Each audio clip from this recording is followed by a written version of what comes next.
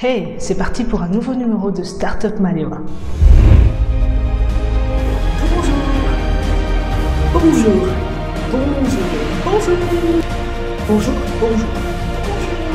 Bonjour, bienvenue à vous.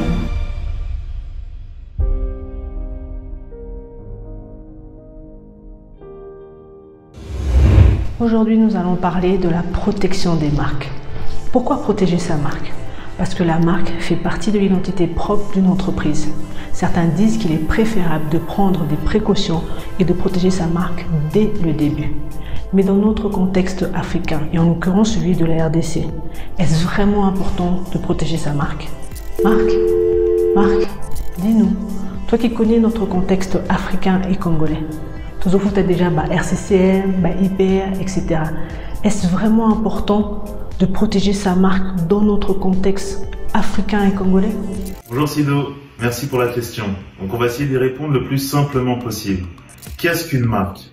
En réalité, la loi nous indique la définition de ce qu'est une marque. Il s'agit d'être un signe ou un ensemble de signes à caractère distinctif de la concurrence, reconnaissable par les consommateurs et qui crée de la valeur sur un marché donné. Voilà les trois facettes que comporte une marque. C'est un outil juridique qui protège l'entreprise, c'est un véhicule de communication pour l'entreprise de manière à véhiculer et propager ses messages et ses valeurs, et c'est un actif économique de l'entreprise qui lui permet de capturer cette valeur ajoutée qu'elle amène sur le marché.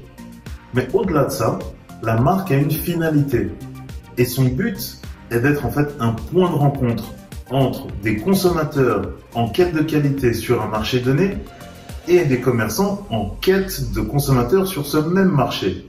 Voilà la finalité d'une marque. Et pourquoi déposer une marque en République démocratique du Congo ou n'importe où ailleurs? Bien, la réponse est relativement simple. Tout d'abord, il faut penser aux efforts consentis dans le lancement d'un produit ou d'un service.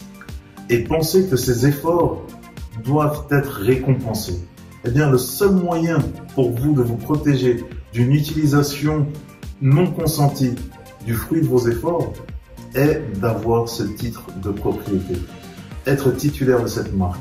De cette façon, personne ne peut utiliser ce nom sans votre consentement.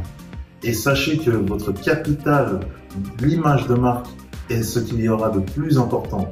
Rappelez-vous que c'est votre premier et meilleur ambassadeur, peu importe le secteur d'activité dans lequel vous évoluez. Et comme deuxième point, je dirais qu'avoir ce titre de propriété vous permet d'envoyer un message très clair à la concurrence. Vous êtes sérieux dans votre démarche, vous y avez mis toute la diligence et tout le nécessaire pour réussir. Et vous prévenez aussi que vous serez prêt à vous défendre le cas échéant si l'occasion se présente à vous. Et si je peux me permettre, je rajouterai un point. Une fois que vous avez obtenu ce titre de propriété, ne le laissez surtout pas dans votre tiroir. Utilisez-le. Qu'est-ce que ça veut dire? Ça veut dire que maintenant que vous êtes en possession de votre titre de propriété, vous avez cette marque, elle est à vous, eh bien, vous avez deux options qui s'offrent à vous pour pouvoir fructifier le fruit de vos efforts. Eh bien, maintenant, vous pouvez faire des contrats de licence où vous octroyez le droit à une tierce partie d'apposer votre nom, votre marque sur d'autres produits et services et de facto générer des revenus supplémentaires à votre activité principale. Ou alors, vous pouvez déployer votre activité principale par le biais de franchise où là encore, vous permettez, vous autorisez une partie tierce à utiliser votre nom, votre savoir-faire sous conditions strictes et contre redevance bien entendu. Et donc voilà les deux alternatives qui vous permettent d'accroître et d'accélérer la croissance de votre entreprise. Donc tout entrepreneur averti doit bien réfléchir à ces données-là. Merci Marc. On comprend désormais l'importance et la pertinence de protéger nos marques. Mais pour beaucoup, il s'agit en réalité d'un manque de moyens, parce que cette protection a un coût dans notre pays. Je pense donc qu'il serait intéressant que le ministère de l'Industrie accorde des réductions pour nos jeunes pousses et nos startups.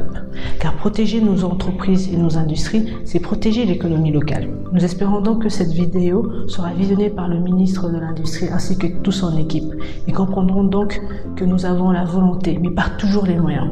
C'est pour cela que nous devons arriver à travailler ensemble. Aidez-nous à faire évoluer notre pays et à mettre l'entrepreneuriat à un autre niveau d'accélération. Merci et à bientôt pour un prochain numéro de Startup Maléva.